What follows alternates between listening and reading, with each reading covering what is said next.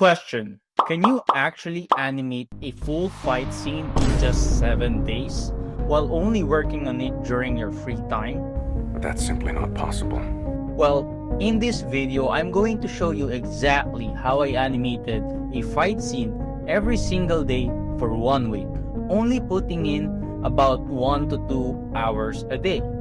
And here's the best part: I'll walk you through the exact step-by-step process I did and my progress day by day, so you can see exactly what it takes to animate a fight scene. So stick around till the end to see if I actually pulled it off. So before I actually started drawing, I had to set up my reference. I found this very cool time-lapse process of a 3D animation by Cascadeur using an actual real-life footage as their reference, and I thought, what if I make an anime version of their 3D animation? So I installed Cascadeur for free and downloaded their files, loaded it, and set it on my other monitor. As you can see, I can go through each of the frames for this animation and just copy it. However, we are not copying the reference frame by frame. I'm only picking out what I think are the keyframes for this animation. I don't fully understand this software yet, to be honest, so I just went ahead and started drawing on stream. I started by creating an animation folder where each animation cell is a folder that contains 3 layers. One for the background, which is a simple perspective grid, and then one for each of the characters. For this animation, I drew each of the characters in different colors to keep track of them, since I'm just drawing a generic shorthand for both of them. The plan of action for the upcoming 7 days is this. Day 1 would be rough animation, and I'll be spending 3 days for each character to do a rough character drawing and in-betweens. Everything was going well during the stream until 30 minutes in, when I realized that I'm working at the pace of a turtle while drawing these keyframes that seem to also look stiffer than a stick. So I restarted everything, ultimately losing 30 minutes of work. But that's okay, because this time I was equipped with the knowledge that I can just do both characters in the same layer, which saves me time, and I should be drawing more loosely and scribbly to keep my gesture more dynamic. Now, 2 things I did while copying the keyframes from my reference is to actually put these keyframes in a different timing than the reference, and to change the poses and camera angles when I can. An example of this is this keyframe right here, where I adjusted the pose a bit as well as widening the shot just by a tiny bit to highlight the silhouette even more. I also want to highlight this keyframe in my timing, so I initially put a 6-frame hold on it. I continued creating these simple adjustments while animating these 2 characters throughout the duration of the stream, and by the end of the 2-hour and 20-minute stream, I was able to finish 75% of the rough animation. Not good. Day 2 started, and this time I continued doing the rough animation off-stream. First, animating off-stream allows me to listen to music that I cannot play during the stream because of copyright and monetization issues. Second, I'm able to focus more since we are behind schedule and I should be cleaning up the first character at this point. I continued pushing through the rough animation stage, focusing primarily on the keyframes while adjusting some poses here and there. However, I ran into one of my biggest challenge yet, which is timing. I realized that my reference is actually more fluid and realistic, which means it didn't really try to create any timing variation like I did, aside from the last punch where it made use of a slow-mo effect. I felt like it didn't have much of an impact that is more suitable for 2D animation, which makes sense since it's animated in 3D.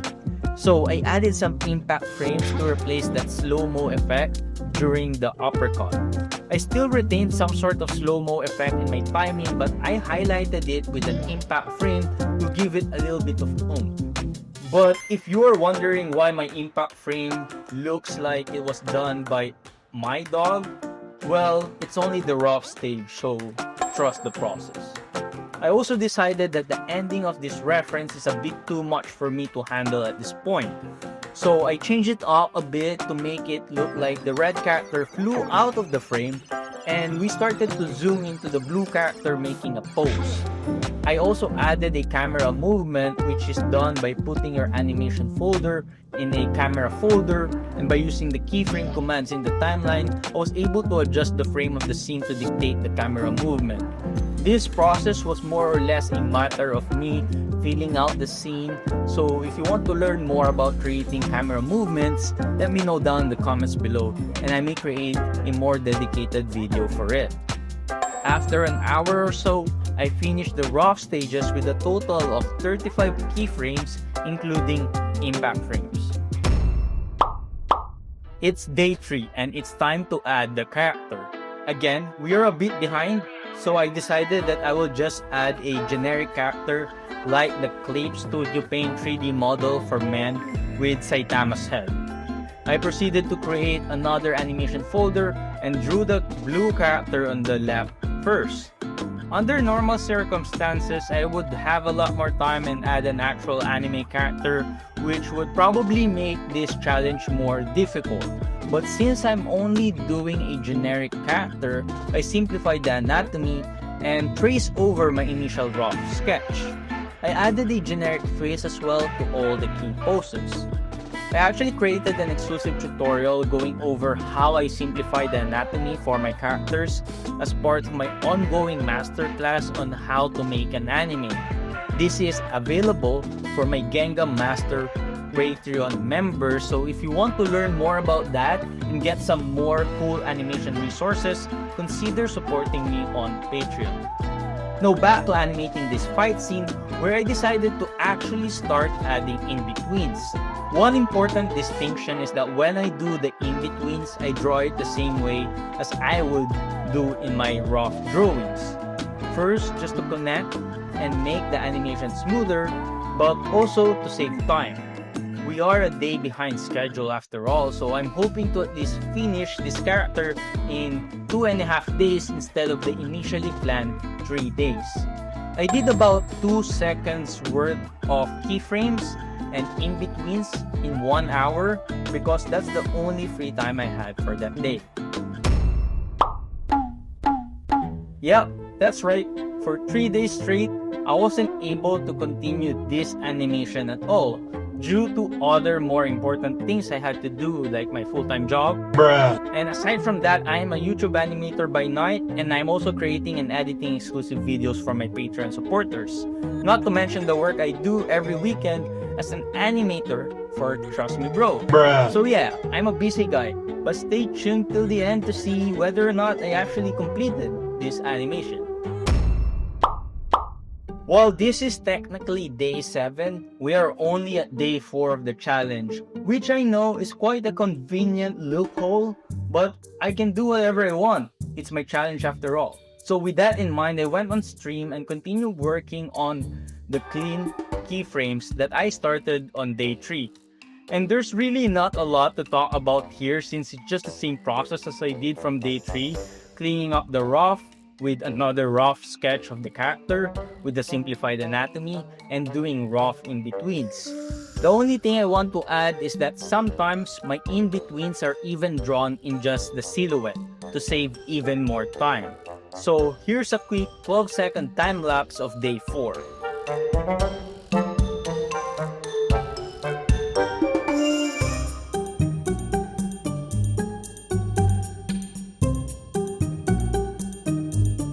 For this stream, I only had an hour because I had to cook dinner, but I managed to do 2 more seconds of animation, which still puts me behind. So if I really want to finish this animation, then I really need to step it up over the next coming days. On day 5, I did another stream, but this time I started by working on this pose that will be the basis of the impact frames I'll be doing. This is a simple close-up uppercut pose from the rough stages, so I just cleaned it up.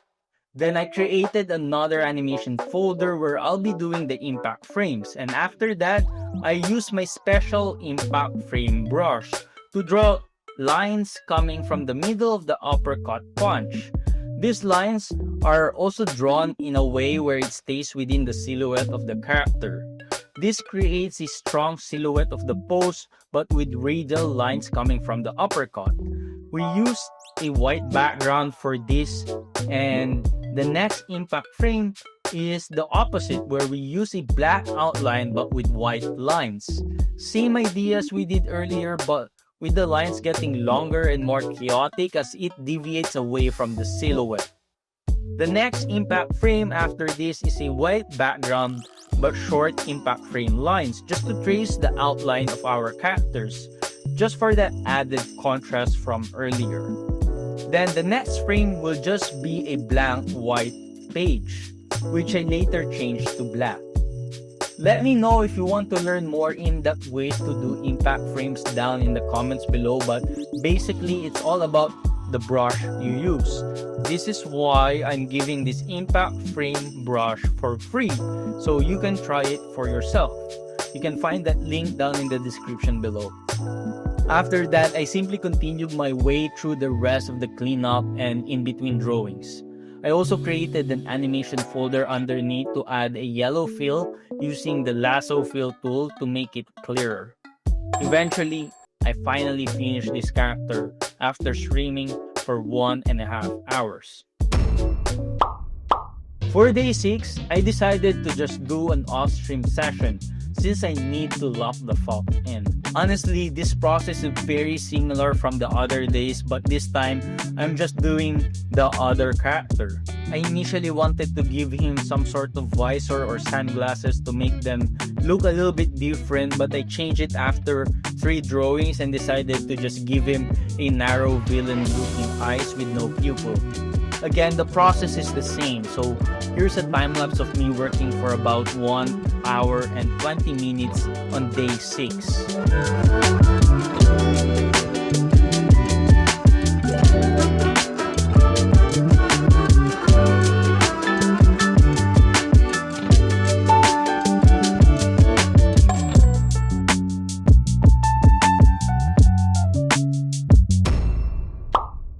And here's another time-lapse of me continuing this character through day 7.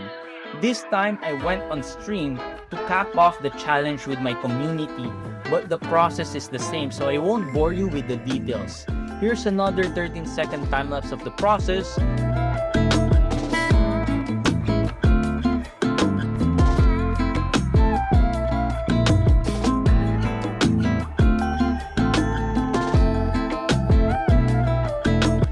After an hour or so, I finally finished these 2 characters, but we were not done yet because I spent a few more minutes adding a simple perspective background and animated it using keyframes. And after spending the past 7 days, 10 days if you counted the 3 days I didn't work, working on this animation only in my spare time, we now have this cool animation. Thank you guys for watching, and let me know if you want to see more of these challenge-based videos where I walk you through the process of creating different types of animation. As always, special thank you for all the Patreon and YouTube membership supporters. It is because of your support that I am able to explore different kinds of content for animators and artists like this. The files I use for this video will be available for my Patreon members, but you can also purchase it in my Gumroad store. Once again, thank you for watching, and I'll see you in the next one.